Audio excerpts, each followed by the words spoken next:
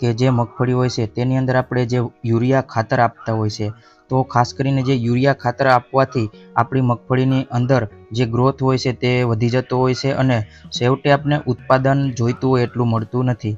કારણ કે જે નાઇટ્રોજન હોય છે તે ગમે તે પાક લે તેનાથી ગ્રીનરી જોવા મળતી હોય છે અને સાથે સાથે ગ્રોથ પણ જોવા મળતો હોય છે.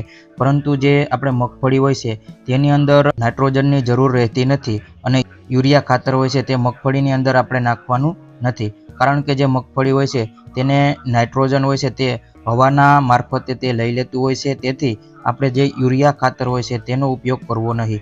પરંતુ ઘણા ખેડૂતોને એમ થતું હોય છે કે જે આપણે યુરિયા ખાતર ના આપીએ તો તેના બદલે આપણે કયું ખાતર વાપરવું જોઈએ. તો ખેડૂત મિત્રો, આજે આપણે વાત કરીશું કે મગફળી જ્યારે આપણે 30થી 35 દિવસની થઈ હોય અને જે ખેડૂતોને ખાસ કરીને જે એની અંદર આપણે ખાતર નાખવું હોય તો કયું ખાતર નાખી શકીએ, ક્યારે